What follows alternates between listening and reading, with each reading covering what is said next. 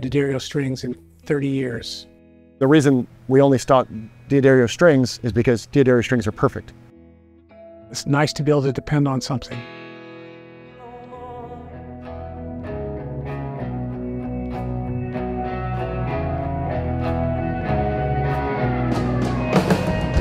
Come on, Hardy. Come on, Hardy. Come on, Hardy. Don't hurt me no more. Come on, Hardy. Come on, Hardy. Come on, Hardy. Don't hurt me no more. Hey, what's up, everybody? This is Perry with Premier Guitar here in Nashville, Tennessee, today at Marathon Music Works with my new buddy Greg from the Menzingers. Yeah. Hey, man. How's it going? Hey, I'm really excited to do this. Yeah, we're Big so fan. excited. We're huge fans of the show, so thanks for having us. Hey, thanks for watching. Yeah. Keeps us employed. You know, Hello Exile got me through the pandemic. Hey, awesome. Such a great record. The new record is awesome. You guys are, what, 7 down? I know, it's crazy. Yeah, it's, I guess 7. Yeah. Dude, for a punk rock indie band, like, Yeah. that's staying power. I know, yeah. We're really lucky to be doing this long, Yeah. so it's been great. Yeah, yeah, man. yeah. Well, let's start with guitars. Cool. Yeah, you're yeah. a lefty. Yes, a blessing and a curse. Right. So, yeah, I cannot do anything with my right hand. You know, when I first started, I was probably like 10, and somebody put a right-handed guitar in my lap, and I was just like What is lefty this? all day. Yeah. Yeah. So Turn it upside down. Yeah, you know, sometimes it works out where you get really good deals, but most of the time there's nothing. Right. And yeah, so but I did find some cool stuff. So Yeah. I'm excited to What's show it your off. number one? I guess I would say this is my number one. This is a 57 reissue from the Custom Shop. Jenny from Gibson, thank you, hooked us up with this. Very clean. This is actually really cool. I didn't plan for this, but my birthday is April 14th, 1988, and the serial number is 1488. 88, wow. So it just kind of felt like it was like made for me. You gotta be buried with that. Yeah, I know, Yeah. yeah. So, yeah, this is great. It's not too heavy. It's like a good weight, Oh, you know? that's not bad. Yeah, Yeah, not yeah. too bad.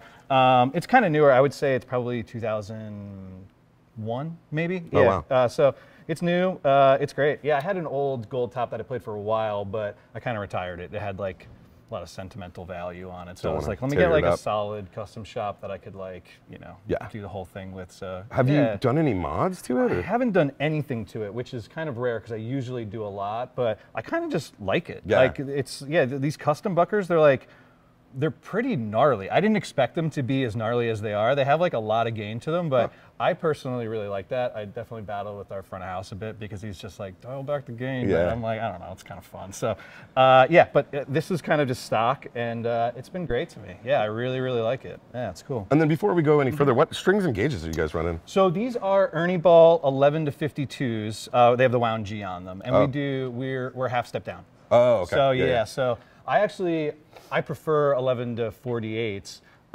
but I really struggled half step down on Les Pauls. So I just couldn't get the bottoms to stay in tune. Like diving in, they were getting a little janky. So I just beefing up that bottom really helped me. So I don't have it now, but when I have like tellies and bring on the road, I'll do 11 to 48s. But yeah. Yeah, because the scale length probably accommodates for that. Yeah, a little bit extra, sure. Definitely. So. Well, that's a beautiful guitar. It's so clean. Yeah, I know. It's weird. Like I want my guitars to look like driftwood, but this one just like it just stays nice and clean and whatever. It will one day. I There's guess. always Yeah. a special place in my heart for a gold top because they just look so fancy. I know. Yeah, got a little bit of buckle rash, but not much. too bad, but yeah. Yeah, that's cool. Cool. So guitar. that's number one. I would say this is number one. I'm pretty much using it for for a little bit more than halfway through the set. This one's pretty cool. This is a 63 reissue. I need to reiterate for left-handed people, they'll know how hard it is to find things like can't this. imagine. Yeah. Yeah. So basically, there's a shop in Austin called Austin Vintage Guitars. It was great. I walked in one day about 2017 and I saw this. I saw this like model and I immediately fell in love with it. I was like, that is the coolest guitar I've ever seen. I want it so bad. And the owner was like, you know, I feel really bad for everyone that doesn't buy this guitar. And it like really messed with me. So I couldn't afford it and I left and I just couldn't stop thinking about it. And it sold and then, you know, this is a 2015 and from what I understand, like the Memphis shop made a handful of these lefties, maybe like 15 or something like, and then like, so they pop up every now and then, but it's pretty rare rare to see it. So this, another one popped up and I immediately tried to buy it. I got the sale Then the guy backed out. He's like, I can't get rid of it. Yeah. I was like, no, you don't understand. So then like 2 years later, I find this one online on Reverb, and I had to tell my fiance, I'm like, I'm so sorry, I just have to buy this. Like, I'm not in the market to buy a guitar right now, but this came up and I have to get it right now. So And she was supportive. she was. She's like, I understand. Because she what a knew good that I lady. was like searching for this one. But yeah, this is really cool. I haven't done anything to it. It's like, it's got the 60s slimmer neck, which is cool. Like, some people don't like going from the big beefy to the thin ones, but I do. I don't know. Yeah, It's kind of doesn't just bother like me. Yeah. makes me play differently. But yeah, this has been really great. Stock pickups? Stock pickups. I'm not actually sure what they put in these back then. Were they doing custom buckers in like 2015? I don't know, because the Memphis shop, I think, was doing a little bit different Yeah, stuff. So I'm not exactly sure. Yeah, this is cool. Yeah. I love a 335. I think it's such a beautiful guitar. I know, yeah. He's got the grain popping through. I like the double ring tuners on them too. Yeah. Have you had any issues with feedback? Yes. Okay, yeah, yeah. So definitely. So it definitely need to like play this. There's certain songs where I'm like fuzz pedal or something, cannot play this because I learned the hard way last year playing this, and I was like, whoa, I ruined that song. So this is definitely more of the cleaner type stuff that we do. Doing this job, obviously, we come across a lot of DIY fixes for that Yeah, problem. yeah. Like on one rundown, this guy was shoving his old boxers in there. And Oh, like, seriously? Yeah. Like, some people put foam in them, and I just try to stay away from that and play the Les Pauls for like the Right. more fuzzy The kind of heavier- stuff that's gonna blow right. it up. But yeah, this one's pretty cool. yeah, love it. Yeah. The binding is looking all yellow Yellowy, now too. I love it. Oh, it's so yeah, cool. it's pretty awesome. So that one's cool. Yeah. Then I got a. This one is a Les Paul Custom. This is a '92. This one has a pretty insane story, actually. So we played Riot Fest. It was the year that Jawbreaker just got back together, like one of my all-time favorite bands, and it was like we had such a great show, and then we got to watch them, and they like let everybody on stage, and we're all like partying on stage, and it was just crazy. It was awesome. We got to see like favorite bands, and Blake comes out and he has a white custom, and he's lefty, and I was like, man, I need a white custom. I was just like sold on it after that show. So the next day after Riot Fest, we were playing in St. Louis, and I was on Craigslist looking around, and this one popped up, and I was like, you got to be kidding me. So he's kind of like, I need to get it. So I call the guy up, and he's like, yeah, man, come on over, like drive over to my house. So we drove the tour bus to his house, and he Was he like, oh? he was like, what the hell? He comes out, he's like, yo! So like he invited us all in, and like he showed it to me, and I was like, yeah, I'm sold. He was in a band called Sister Crank. Yeah. So Hell yeah, Border. yeah, it was like, so we were like, people call this a Sister Crank guitar. I don't like to, because it's a little ridiculous of a band name, but yeah, so this was his guitar, and Well, if you're watching Sister Crank, yeah. the thing sounds good. He smoked a lot of cigarettes, that's why it's yellow now. And it still kind of smells like cigarettes. Really? But I kind of like the yellowing. Like I don't mind it. It's gonna happen anyway, you know. Totally, yeah. So this one I did do a bunch of work on. I put Seymour Duncan Antiquities in it. They've been really good to us throughout the years, so those are cool. Yeah, so I switched those out, and our old tech, Nick, he like upgraded the pots, because like the guy like soldered, it was just Like a home job? yeah. Oh, okay, totally. yeah. So we kind of like cleaned that up and made it a little bit more rock solid. But yeah, this is a pretty cool guitar. Yeah. Is it heavy? It looks thick. It is definitely my heaviest. boy. Yeah. Okay, that's a backbreaker. Yeah, I think it probably 10-pounder. Yeah, oh, easy. Yeah, for sure. How many songs do you think? So it's kind of been going back and forth. So I've been doing like 8 songs a night on this, but now I kind of like, I only like to play 3 guitars during the set, just because it's kind of like Ramones style. Our sets, they move really fast. Sure. So there's not much time to like be switching out guitars. And you're not switching up tunings or anything like that. Okay, so, No. The only thing mainly that we do is I use capos a lot. Sure. So it'll kind of be like come out with a capo. But yeah, this was kind of like 8 songs, but now like yesterday I did the 335, and I'm like, this kind of works better for some of these songs. Yeah. So, but I'm just somebody that like, I'm very indecisive with my guitar. So like in 2 days, this will maybe get the whole set, it's Right. that kind of thing. So yeah, but Beautiful guitar for yeah, sure. cool. Thanks, man. Yeah. Yeah, it's a fun one. And then the last one I got out here is this Junior from the Custom Shop, 57. So sick. Yeah, I got this from our local shop in town, Russo Music. they helped me out with it. Went through Gibson, and this was crazy. So I ordered it in 2019, and it took a while to come in. But so it comes in April 2020. And the guy, like, you know, my friend who owns the shop was like, they paid for it in advance, and he goes, yeah, your guitar came in, you know, it's awesome. Everybody at the shop's really excited about it. I was like, I don't have a job anymore. Oh, so I was man. like, I don't think I could buy that off of you. And a week went by. And they're like, great, we're stuck with this lefty. Yeah, and he's just like, great. Now no one's buying, like at the time, Yeah. no one was buying guitars, and was like, now I'm stuck with this lefty. But a week went by, and I was like, you know, depressed. There was like no shows, nothing. And I was like, you know what? I don't care. I just need to buy this. And if something horrible happens, I can always sell it. Sure. But like and I'm so glad I did, because it's amazing guitar. Yeah, it's really cool. I mean, simple, obviously. And this has kind of just been the encore guitar, Yeah. just like a couple songs. But it's funny, like we went to Western Canada So last year and checked it up nice. got all the Yeah. checking. Got out of its case one day and was like, oh, I guess that's how. But yeah, I don't know, beat up juniors like the way you want them, right? Yeah, man. It's Yeah. I have a newfound appreciation for them because of Brian Baker. you Yeah, know? yeah. It's funny when I was a kid and I saw these, I just thought like, oh, like Yeah, sure. it's like a student model or something. Yeah. Like I want to play metal or what, you know what I mean? Yeah, Like I yeah, wasn't yeah. interested. But now like a single P90 guitar, like one Totally. pickup P90, there is a sonic thing that it does that is so cool. Absolutely, Like, yeah. You know, I definitely have an appreciation for them as well too. Mainly from Brian, just like seeing the way that he plays Yeah. them. It's so cool. if you guys are into Bad Religion or any of Brian's other bands, Stagnancy or whatever, he does a really cool thing on Instagram where it's like guitars in a yeah, minute. yeah. And he kind of goes, he does a lot of juniors. It's yeah, very, very cool. absolutely. Yeah, and I mean, I think just being in a punk rock band, you need a junior Yeah. at some point. You know, I like- love how no frills they are too. It's a flat piece of wood. Yeah, exactly. You know. And you know, like I hear so many horror stories of people that can't keep them in tune with the wraparound and everything. This thing is like solid. You know, problems. I've had no problems with it. Yeah, knock on wood. But yeah, so it's been really good to me, and it's really fun. Yeah. Yeah. It's been cool. Man, you got a good little stable. Yeah, not thanks. bad at all. Appreciate it. Yeah. Like you're kind of covering a couple different territories. So, Totally. Yeah, yeah. Definitely, like, you know, it's funny, like, I don't know why I gravitate towards Les Paul's live. I mean, our albums are more like Telecaster based, but I guess there's just something about a Les Yeah. Paul that I really like playing live with. Yeah.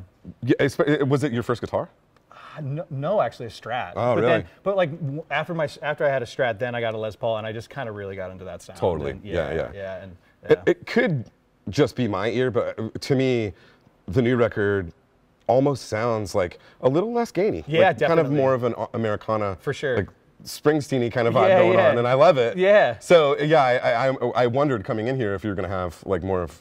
You know, yeah, probably like. I'm sure the if we 335 had does more that thing. room, yeah, Yeah. it does. Yeah, if we had more room, I would definitely love to bring my telly out. But like, I was kind of going through the set list, and these kind of guitars made sense the most for Totally. it. But yeah, in the studio we kind of experimenting more with different amps. Like there's some cool old AC30s and like deluxe reverbs and stuff like that. So Sure. kind of got to experiment with some sounds and shit. Yeah. Which is fun. What a great way Definitely. to figure out what you like. Absolutely, Yeah. yeah. And I realized that I kind of like everything. Yeah. So, you know, it's Yeah.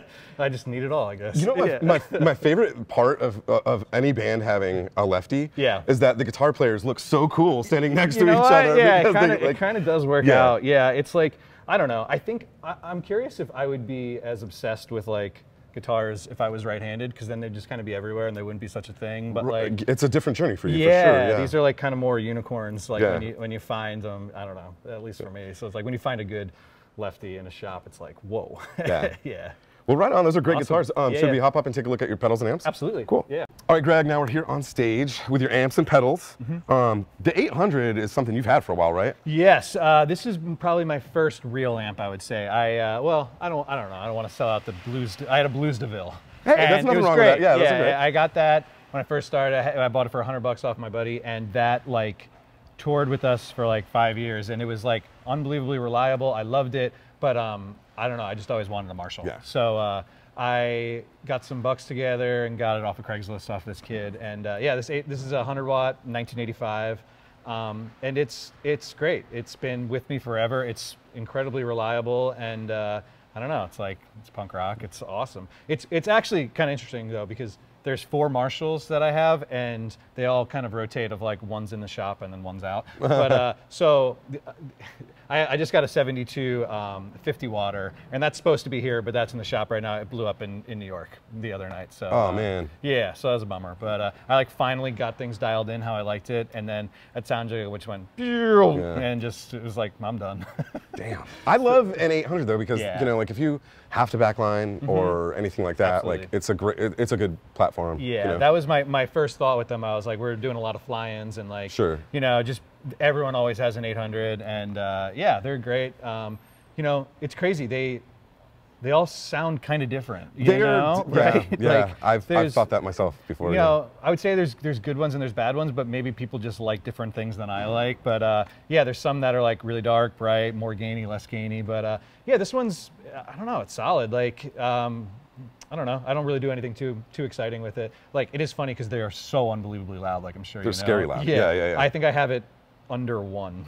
Wow, yeah, really? it's like, and it's still pretty loud. Yeah. So yeah. But you're not getting a ton of gain from it necessarily, right? Are you using pedals for that? Or? I mean, I'd say I get most of the gain from here. Really? Yeah, I think like I don't think it's a ton of gain, but I think people watching would be like, that's an insane amount yeah, of gain. yeah. So yeah, so I get it most here, but then like I have stuff on my pedal board Sure. to like boost solos and like, you know, thicken some stuff up, especially when I switch over to the 335. Like this guitar is pretty gainy to begin with, but the 335 is a lot cleaner. Sure. So if I need to like thicken that up, I'll use the Klon. and Gotcha. stuff. Yeah, So, yeah. Yeah, so. Yeah, I've noticed since doing this show especially, but like also just playing in punk rock bands, guys like us have a totally different relationship with gain than Oh. anyone else in the world. My God, I You know know. what I mean? It's so funny. I was watching something on YouTube of someone like running a Marshall, and they're like, I would never use that. Yeah. And I was like, that is barely on for me. Like Yeah, that is like yeah. no gain whatsoever. Yeah. So I would need some pedals. yeah, exactly. So yeah, so like I have the preamp around like 4, which yeah,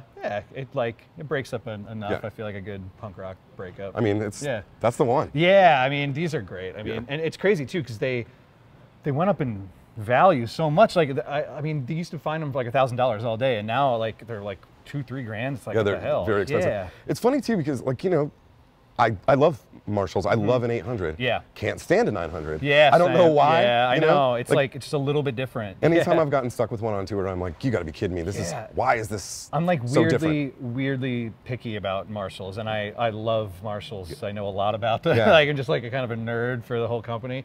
But yeah, I don't know. There's certain ones that just like work for me, and others that don't. Sure. But then it's weird that like I've played a JCM 2000, which I thought I would hate, and I actually loved it. So it's like sometimes some things are just like, I was like, I shouldn't like this on paper, but Yeah. I was like, it's actually kind of good. Yeah. So, I think a lot of it is just me not being a killer player. You know, because like guys that can play anything, they're gonna make it sound good. Yeah, But like yeah. I've heard 2000s sound great. I've heard them sound terrible. Totally, Yeah. totally. It's just, yeah, it's like it's how you use them, I Yeah. guess. Yeah. So this is always on, but you're also running the JMP all the time. Right? Yeah. So this is a new one. I just got. This is a JTM 45. Oh, JTM. Yeah. Sorry. So shout out to Joel from Marshall, who's kind of been the best to us forever. He just sent this over to us, and yeah. So I've been running like vintage Marshalls, and like kind of like I said, there's always a problem with pros one and of them. cons. Yeah, yeah. So talking with our sound guy, and he goes, it's time you get like a modern one, just something that's not going to blow Reliable, up. yeah. So this, I mean, immediately has been great, and I always kind of wanted a JTM 45 because I have a Bassman at home, like a 1965 Bassman, and I love it, and that's like kind of my main songwriting amp at my house. So I wanted something similar in that world, but I still wanted the Marshall like stack Right. and things. So this is kind of like the closest I can get to that, I feel like. And then you're just running them together. Yeah, all both on. together. Yeah. Can we hear just your bass tone without pedals? Just to- Sure. Yeah. Just like.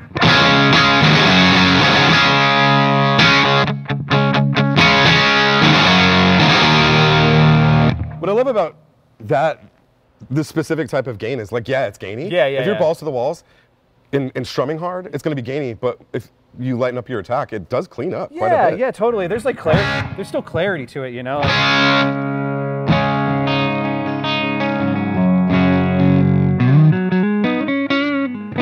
Like it's not insane, you Right. know. Like it's workable, I would say. Yeah, for sure, for sure. Wow, look, that's a great platform. Yeah, Yeah. they're really fun. I love having the Marshalls. It's funny.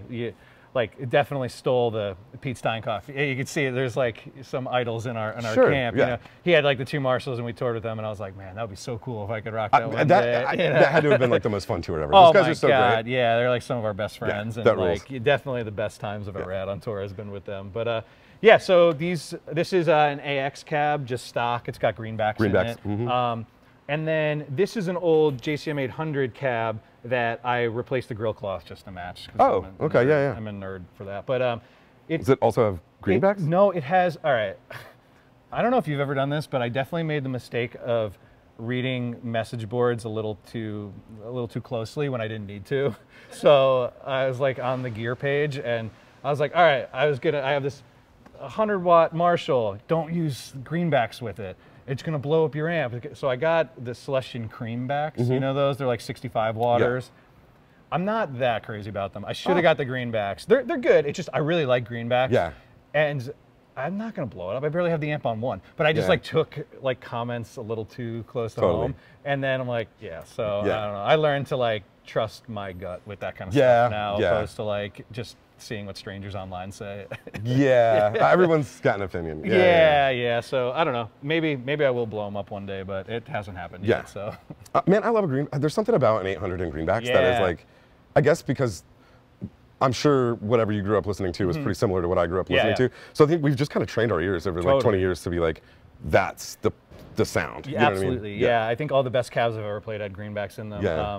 Our front of house, he has a whole rig that we borrow or we rent from him in England, and he's got a cab from the 60s with 60s like pre-roll of greenbacks in it, and it's insane. I know. So like I have that tone in my ears. So he's got like a 74 JMP with the pre-rollers. So you're like chasing that that. is always what I'm chasing Yeah. in my head. So yeah. So but I got these two, and then right now I have a 78 JMP 50 water back there as my spare. A backup. Yeah, Sure. which is funny because it's not a good spare. That one blows up all the time. Really? Yeah, so that's the one that mostly blows up. Yeah, but Dang. yeah, but it's Wow. fun. I don't know, like I don't want to.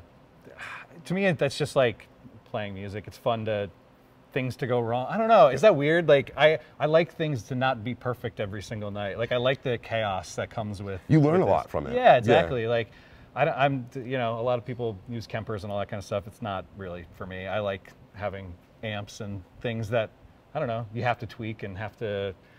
I don't know. They can go wrong, and Sure. who cares? I don't know. You Plus, learn a in a lot. different room every night, there's going Yeah. to be a different set of circumstances that you're going to have to figure out how to navigate. So, Yeah, it definitely sounds ridiculous to say that I like things that go wrong, but I don't know. There's just like, yeah. I don't know. It's fun. It is Whatever. kind of fun. Yeah, it's like, all right. I will say it doesn't go wrong all the time. It's just like once a year something will be in the shop. Like most of the time, everything's very reliable. Yeah. Yeah. Yeah, and obviously you're traveling with road cases. and stuff Yeah, like that. yeah. Everything's properly stored and. So I don't know if you guys have ever had that experience, but if you don't travel with road cases, you're Oh going to my ruin God. your shit. Yeah, It's seriously. the worst. Before we could afford road cases, all our amps were destroyed. Oh yeah, yeah, definitely. yeah. I've been there, man. It's the worst. Yeah, definitely. Okay, so on to pedals. Mm-hmm. I watched something you did for Run for Cover Records. Shit, like probably 6 years, Yeah, 8 years yeah. ago now, and it was like a pretty different board. Sure, How yeah. often are you pulling things in and out? A lot, actually. Yeah. Yeah, I would say this is pretty close to being standard at this point. But there's certain things that I like to change, and a lot of that comes with like the set list and just what I'm inspired by at the moment. Sure. Like you get bored of some things, and you want. I don't know. You want new things, and new things excite you. And then also like there's the reverse of that, where like I'll go too far and like get all these Oh, I really high tech miss stuff this, and like yeah. I got this timeline, and then I've never made one preset in it, and I'm like, okay, I get how this works for other people, but I'm singing and playing, and I can't be like tap dancing through it. Like I kind of have things like set, Right. and I kind of leave them there. So yeah. So for this board, Mm-hmm. is this like an approximation of stuff that you used on the new record, and that's kind of how you're chasing that, like spaghetti at the wall in the studio, but then bring it home? Pretty Yeah, much, okay. yeah. So like in the studio, we were lucky. We used some like cool vintage effects. We used like an old fuzz face, and I have like a green Russian Big Muff. Oh, cool. I used a lot, but I'm not gonna put that on the board. Right, So yeah. so some of those kind of things, and then kind of finding some like more reliable modern things to kind of replace that. So yeah. All right, cool. Well, walk me through the change. Sure. I got this Earthquaker Devices, the Hoof Reaper. That's kind of my fuzz. You know, it seems that the chatter I've seen online is that people don't really like the Reaper side, but that's the only side I use actually. So I know. So like I mean the hoof sounds great, but I don't really have. I don't know. I mean, I guess I could use it, but So I've never had one. Is this like a boost one side, fuzz the other, or are they both? no. Fuzz? So this is a big muff on one side and tone bender on one side okay. with an octave in the middle. Yeah, so Nasty. it's pretty crazy. Yeah, I kind of only use the tone bender side, and yeah, it's like I don't know. I'm not a shredder at all. It's kind of more just like noisy kind of stuff. Sure. So like, Could I hear one or the other? Like, yeah. So like. So this is like the Reaper. I kind of do this like octave thing in one of our new songs, just like. It's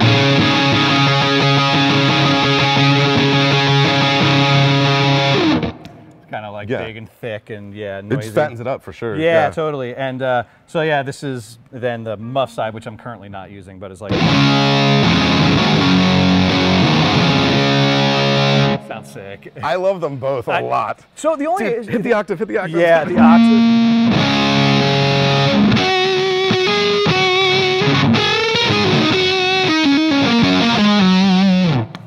Which I never, that's probably the Maybe first for a time I've solo ever or something, turned that yeah. octave on, but yeah.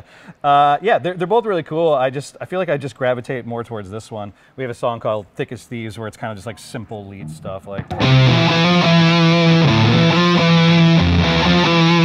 Just kind of noisy, simple, shit like that. But yeah, it's a cool pedal. That is fun. Yeah. So yeah, that's kind of like, I kind of don't really even use it that much, just like 2 songs. But this is Earthquaker Devices Plumes. Okay, so I couldn't believe how cheap this pedal was. It's like $100 Yeah, they're or cheap, something. yeah. And it's like a tube screamer, but I was kind of like, I couldn't believe it at first, and then I played it and was like sold. I really, really love it, and I think it's great. Yeah, that's kind of like my main like lead pedal, I guess you would say. Like whenever I do like.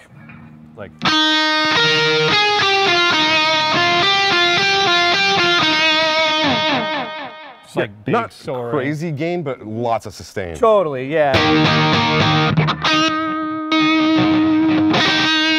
The only thing it has the soft switching to it, and that's the only thing I have to get used to sometimes because you press on it and then it goes on. Yeah. But that's kind of like my main like lead pedal, I guess you would say. And so what is that little dip switch? Do you change clipping diodes or something? I think so. I just leave it on the middle one. I'm not Whatever exactly sounds best, sure. sure. And it's kind of like I'm pretty sure that's the more transparent one. And I kind of like that one. So, yeah. So yeah. Cool. Yeah, that's kind of like the main like riffy kind of stuff. I'm never soloing, you know. Right. Like the solos are like kind of what I'm doing. One-line single leads. note Yeah, stuff. sure. Yeah, it's just like punk rock bands. Yeah, You know? So yeah. I'm definitely not a good guitar player. You know, just like and then so this KTR. Great. Yeah. I love them. I know, me too. Especially, I mean, if you can get one at the actual price, what, $250 I think he sells them for. That's what I got it from Russo. They came into our shop, our local shop, and Sold out guy one day. immediately called me and was just like, I got one in. I'm like, I bought it. I'll be there. And Yeah. so like for that price point, I think it's great. But then like me and my friends were chatting. We're like, man, we should sell ours because they're like $900 now or something. Like crazy. Like who would pay for that? Well, But, people did that with the original Klons too, and they regretted it. Like, I know. You know, And it's crazy too. Like I don't even know how expensive they are now. They're like something ridiculous. if like you, that. yeah. Well, I think the price also has been driven up a ton because once you find one, people don't let them go. Yeah, man, definitely, it's definitely.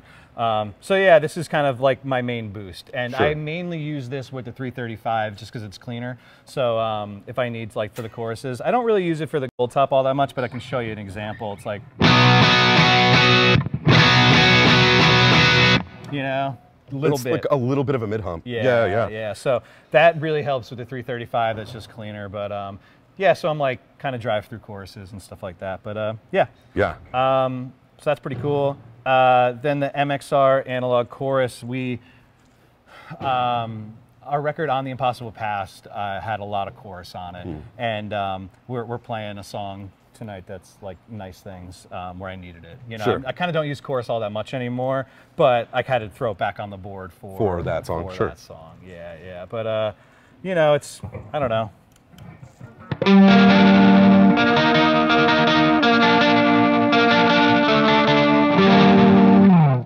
All right, so I got to admit, personally, I don't like chorus for some reason. Yeah, but that one's not egregious. Yeah, that it's doesn't not bother too me. bad. Yeah, I mean, I think I really liked chorus, and then I just felt like it was just everywhere all of a sudden. It came back so hard. God, did it ever? Yeah, yeah. And I just got really over it. I just feel like I heard it everywhere, and I was like, okay, I'm not into that anymore. But yeah, you know, I just When used properly, I think it's great. I agree. Yeah, so that's kind of just I'm using that for one song basically, and yeah, so DD3 kind of classic. Yeah. I don't know if this means anything, but it's one of the first ones from the 80s.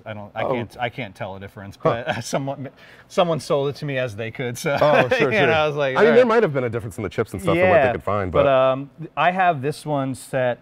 We have an outro on a new song called Try, where I basically just have like a repeating kind of thing that goes through. So like it's with, like I just have it, and I have it set with like.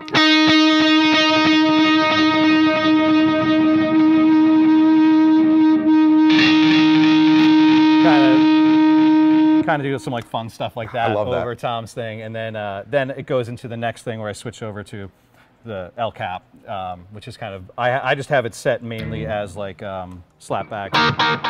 okay. Kind of quick. I guess it's not too. It's That's kind pretty of square wave. Yeah. So I really like this. I don't know. I've been recording with it a bunch, and I don't know. I've been really happy with it. Strymon makes a great product, man. Yeah.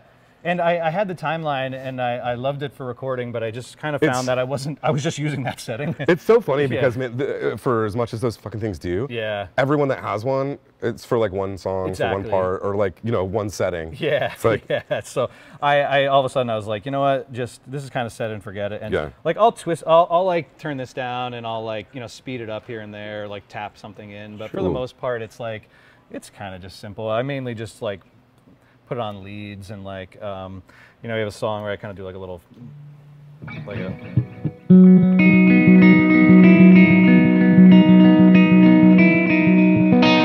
know, like a little quick finger picking thing, and it kind of thickens it out. It's so tasty. Yeah.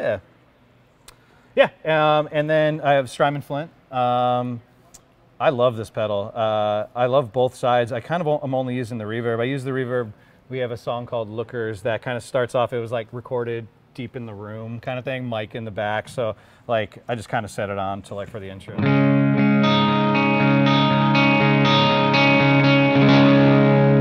It's not even too much, but you know, just to kind of give it a little bit of a room sound. Just give it a little air. Yeah, exactly. I love reverb, and I think it's like one of the most emotion eliciting sounds. Yeah, you know what I mean? Like it just automatically kind of takes you to a place that almost like Trem does that too for me. Yeah, you know? totally. I don't know. I just always like this. I really only use the 60s setting, I guess the spring. So, but I think it sounds great. Yeah.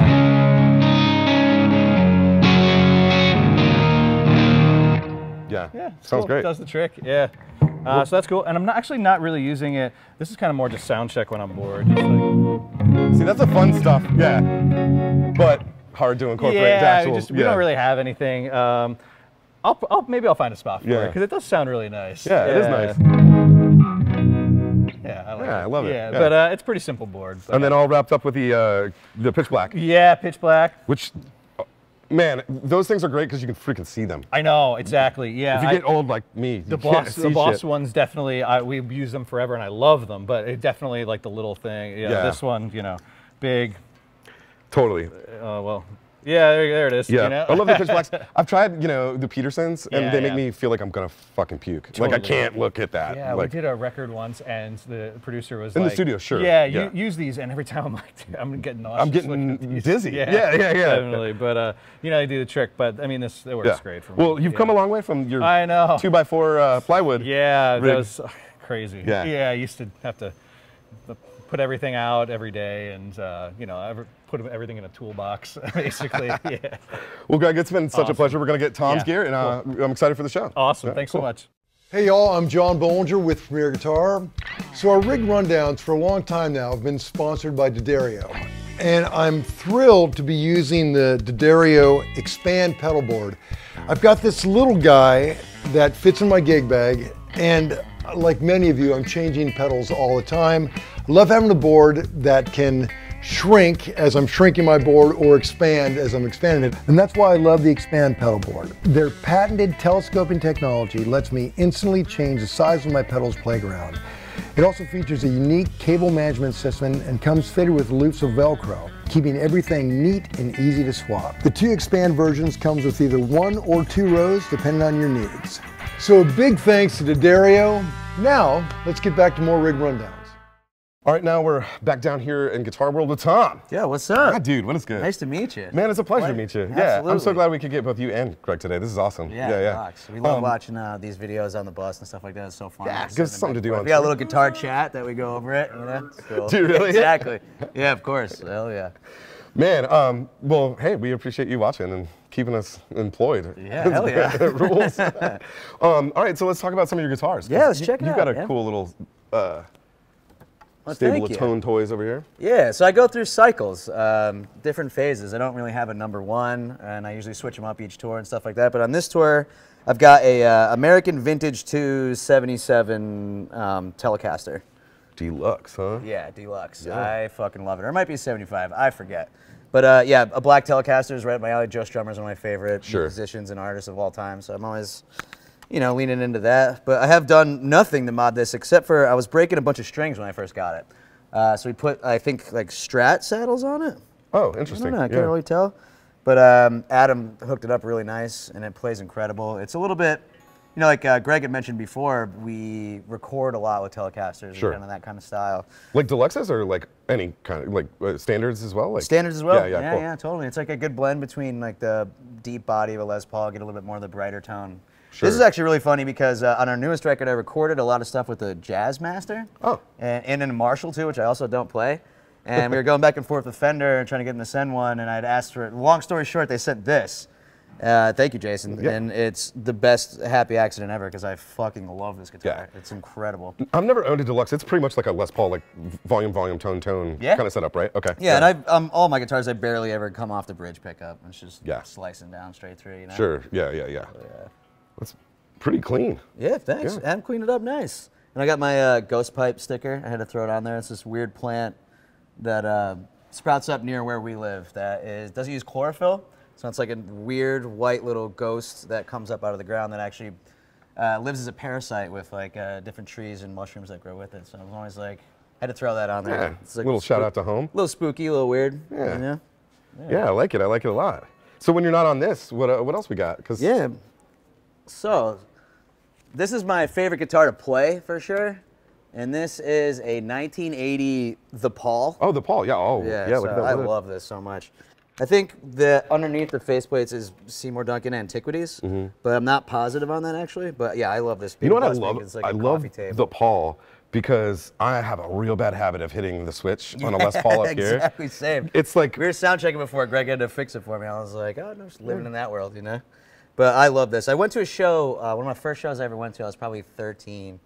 A warehouse space in Wilkes-Barre called Home Base, and there was a band playing, and I don't know if it's like a planted memory, but I'm pretty sure the guy was playing one of these, and I was like, I gotta have one. Yeah. Yeah. And then we saw Trevor from Smack and Isaiah, and Sheena from Lemuria, and Scott from the Flatliners all playing one. I really wanted to get one, and we were in Seattle. We went to Emerald City and got this there. That's rad. I love it so much. How long have you had it? I've had it for probably like 8 years. Because considering its age, and you guys tour relentlessly, so it's like pretty good shape. Oh considering, yeah, I love it. It's incredible. It's a little bit darker than the Tele, and I'll show you the amps. I get like a little bit of a brighter tone to kind of match up with Greg's Marshalls, but this this would be my Desert Island guitar. No kidding. Sure.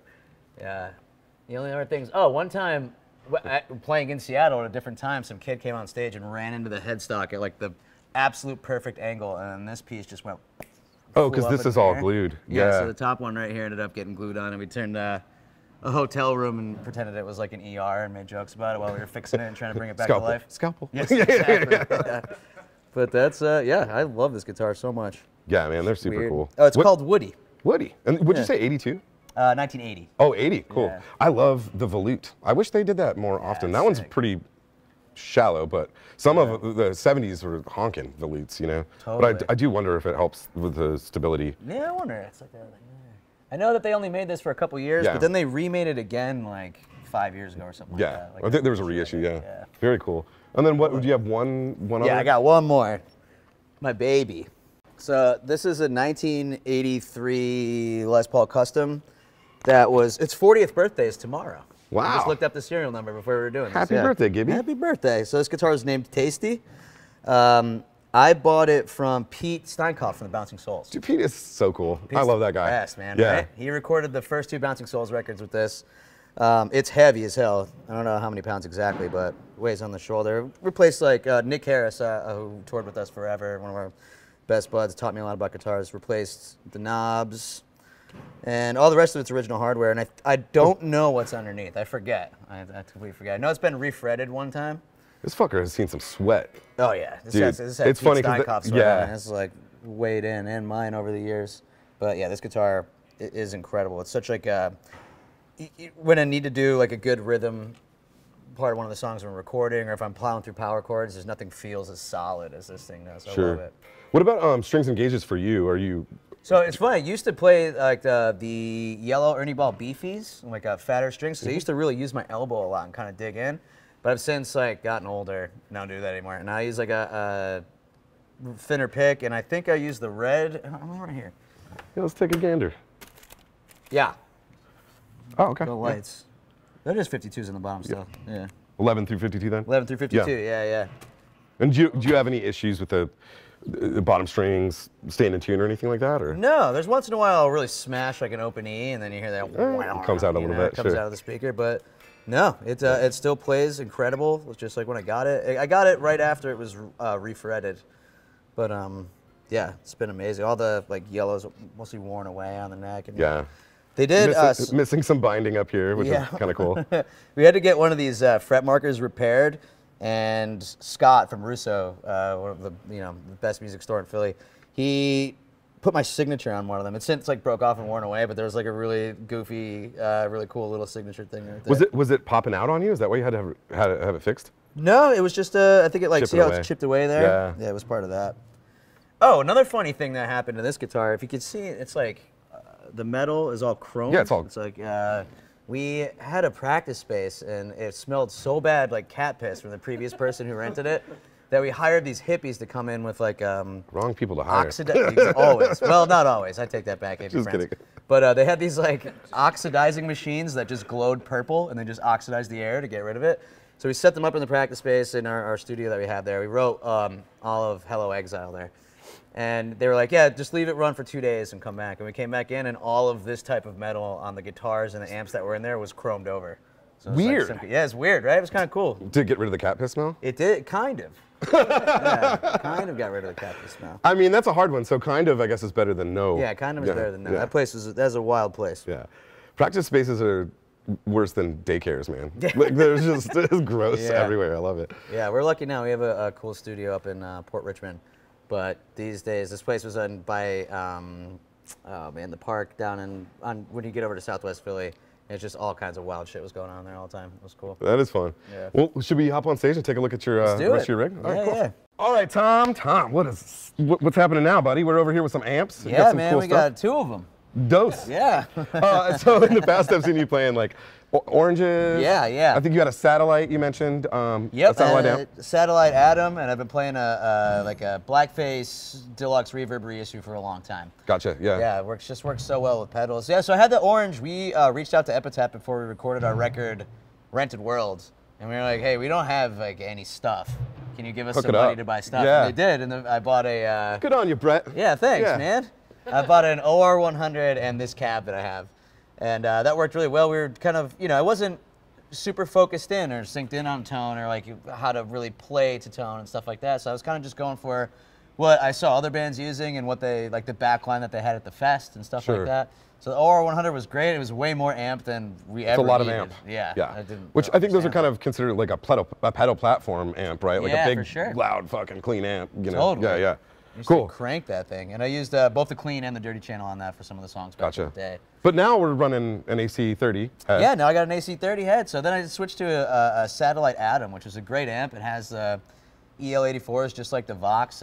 We played a show at Social Distortion a long time ago, and I was like, the space theme, the like 50s retro sci-fi kind of vibe sucked me in, and the tone of the amp was incredible. Sure. Like I was playing like a Les Paul Jr. through, I believe it was a Satellite Atom, and I was like, damn, I need to get one of those. Sounds killer. So I got one of those, used it for years, and then we were in Europe, and like Greg mentioned before, Dave, our engineer, he has a whole backline over there that we rent from him, and he had a Vox, and I had it mixed with the Deluxe. And one day we were sound checking, and just about everybody was like, "Hey, that's the best guitar ever sounded." Yeah. And I was like, shit, also, right. like there is something that happens between like a Marshall-y, like if you do like a Vox side and a Marshall side, sounds fucking good to me. Totally. So like we consciously kind of did that. Yeah. Like the Marshall's a little bit dirtier, a little bit rounder in the middle, and then I picked the Deluxe mixed with the Vox, and it brings like a brighter tone that kind of sits within Greg's playing without rubbing up too much. Like it doesn't like get like share the same frequencies and all that. Not stepping on each other too much. Sometimes to people's chagrin if I'm like ripping way too bright, and we've got to dial it back once in a while. Get the ice picky thing going on a little bit. Yeah, exactly. Especially with the Telly.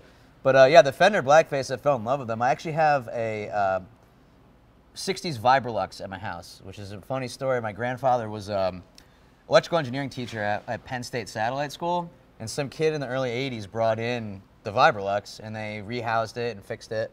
And then the kid like dropped out and never showed up to pick it up. So he rewired it, and they used it to like call out church bingo numbers for like 30 years. Like a PA amp. Like a PA amp. And then I was at his house, and I was like, yo, what's the deal with that amp? And he told me the story, and I was like, that's a really good amp. And he's like, yeah, you can just have it. So that's what I keep in my house with an aux top on top to to tone it. Yeah, totally.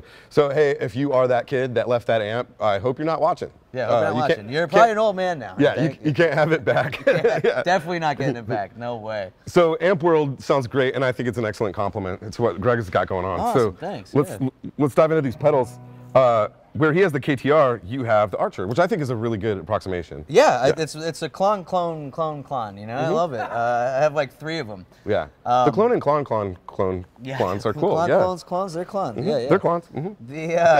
So I've like filled my head with so much stuff and useless things and like studio things, and I don't have like as extensive of a gear knowledge, so I really lean on Greg and the guys to be like my tone chaperone. Tone chaperone. Just like steamroll. We all need a tone chaperone. People to hand me things. Yeah.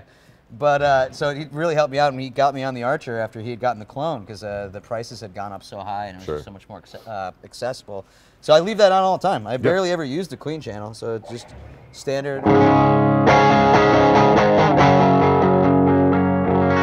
Just to kind of excite the amp a little bit. Yeah, just to excite the amp, keep it standard. If we do fly-in dates where we're renting another Reverb Deluxe, I have like a standard tone that rolls across it. So I just leave that thing on all the time. I actually use the output as the headroom for the amp.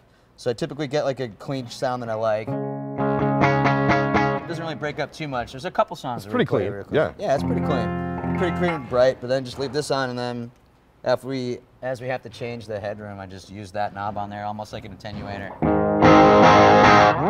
Love it. Yeah, that's a way to do it for damn sure. Yeah, man. Okay. I love the 80s Maxon flanger action. Yeah. So we have a new song on our record called There's No Place in This World for Me. And the producer, Brad, created an environment while we were recording that was just really playful and fun. It was super cool. And they had tons of pedals lying around, and they had this old Maxon flanger in there. And I was like, I'm going to plug that in just for the, for the fuck of it, see what happens. And it was while we were working on that song, and he came in and he was like, we had originally written the song at double speed, and he came in and was like, trust me, guys, just play it at half speed. And then there were parts where I just started noodling in the middle.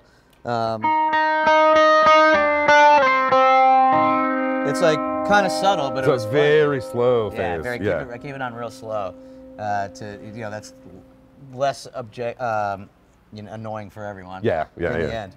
But left it on. We recorded that song after kind of just learning it in the room really quickly, and I used a flanger on it, so I was like, shit, I gotta get one. And we were in that Guitar Street in Paris by Sacre Coeur, and they had one just like in the window. And I just went in and was like, gotta get that. Yep. It's super annoying because it has it's like 18 volt or 12 it's volt weird. or something like that. But the Strymon power supply makes Works it for easy to work. Sweet. Yeah. Oh, yeah. Awesome. So that's it. Yeah, I had a chorus pedal on here, which I'm actually a huge fan of chorus. You like it? I love it, man. I love it. It definitely can be overdone, but I'm just a real sucker for a lot of the like 80s post-punk and kind of like new wave stuff where they're using a lot of the chorus in it. I love it. So that gets used one time, and it replaced the chorus pedal. So our front house guy, Dave, I know he hates chorus and reverb, so Well, it's like, all right, we'll make some moves here. As far as modulation effects, it's not too far away from what you're. Yeah. Totally. Okay. Cool. And then we got the Loop Station. So the Loop Station is a brand new addition. We have a song on our new record called Come On Heartache that has a pad guitar kind of underneath it, and I'll show you what I used to make the pad in a sec. Oh, so you're using that for basically like. Yeah, it's a track actually. Okay. So it's a we took the ambient guitar from that song and I pitched it down and put it on the loop pedal, and it usually works because it's just kind of like chords moving around. Oh, so just like a synth pad, yeah. Yep. Yeah. The whole thing. I love y'all's melody. Like, I love listening to your band because I love the dichotomy of like happy sounds with sad ass lyrics. Like, I love Saves the Day and the Smiths and shit, and you guys do that. It's like poppy and happy, but man, it's devastating at the same time. And Two are huge influences as well. Yeah. Cool. Really. But yeah, sorry, a little side note there, but yeah. I'm gonna have fun with that in the future. You can load one shots on it. My whole plan was before the tour to load like an absolutely absurd solo and then trick our drummer or something and just like turn it on, pretend I'm playing it. Just Eddie Van Halen his ass? Yeah, that's what I looked up, Eddie Van Halen. I was like, I can figure this out. Then it took like 10 minutes. I was like, all right, I'm divested from this. But yeah, for gain staging, I keep it pretty simple. It's just the Archer for regular rhythm tones and distortion, and then for any leads, I just use the OCD. Which is, those are awesome. Yeah, it's worked for me for 10 years now, probably. Same one? And no, definitely not. Okay. Smash the fuck out of those. And I lose all those little screws that go on the side. They just disappear. But yeah, so I don't use it too much for like big chunky stuff. Once in a while for a big chord, that kind of thing. But usually just rely on the amps and the Archer to dig harder to get the bigger shit. But the blend, I love it.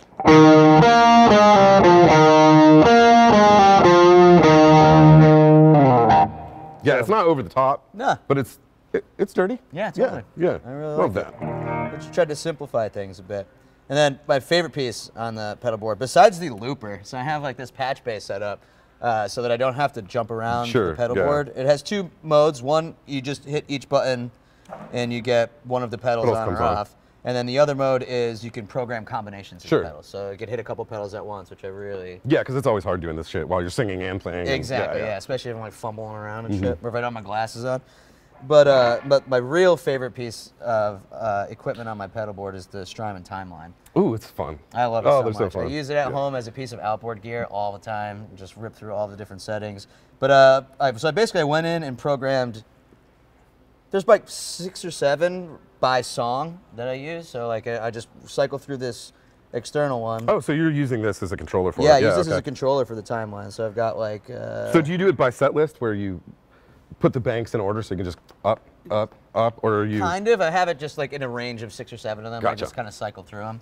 If there's a part in the set of that tour that really needs me to put them in order, I just jump on the computer and you can do it instantly. Oh, right, because it has like a... yeah, it's super cool. And I've used, this thing is fucking crazy. I'll never use all of the parameters that it has, but I've used the MIDI control to sync up with some synthesizers and stuff at home and with Ableton, and you have a lot of fun.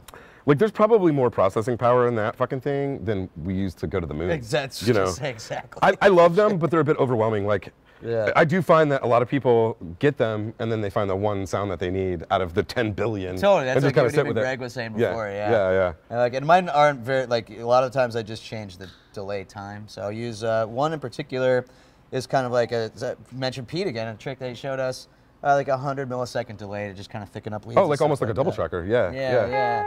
But this is one I use mainly, so this is a song we have called Lookers where I use 2 different types of delay. But this is the stack one that I'll do for most leads. It's like...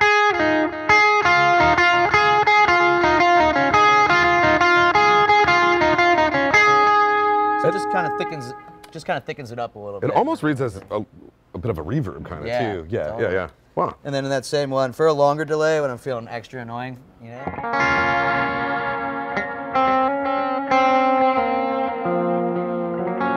That one has a modulator on it. When you need to just get Chris Isaac'd out and and there's a tap on the control, so I'll tap to wherever we're at in the song where we're doing that thing. Handy. Yeah. Yeah. And my favorite one, there's a slap and all that shit, but my favorite is using it as a pad. Between songs? There's actually a couple songs where we use it as part of it. So cool. There's one on our first, or not our first record, but on The Impossible Past, the title track uses that reverse delay. It rolls through a little line on it. And I use it on the new record. There's 3 or 4 songs actually where I kind of like roll the pad through. Those That's things- what I wish I could do, is just play a trippy pad underneath everything. Those things are just endless fun. Yeah, it's so fun. It's hard to like just lose yourself in it to Yeah. like kind of get away from what you were going for in the first place. Oh, 'cause totally. So much shit in it. You're Oh like, my god, and redoing shit, like when you're Good really luck. fucking around with that, and you're like, oh, I got that, I'm gonna write a song with this, and like the settings are just Totally gone. fucking forgot what it was. Yeah. Well, damn, dude, I can't tell you how much I appreciate you taking the time to talk to us today. Dude, pleasure's all ours. Thank you so much. New record's a ripper. You guys definitely got to check that out. And thanks for watching. Stay tuned for more rig rundowns, video lessons, gear reviews, all that fun stuff. See you later. For my whole career, I've used D'Addario strings. This is the one that I use live with Megadeth, and I love it. I've been with D'Addario my whole career, even when I was playing bass in Van Halen, because that's what Dad would play, D'Addario for life. And I say it right, D'Addario.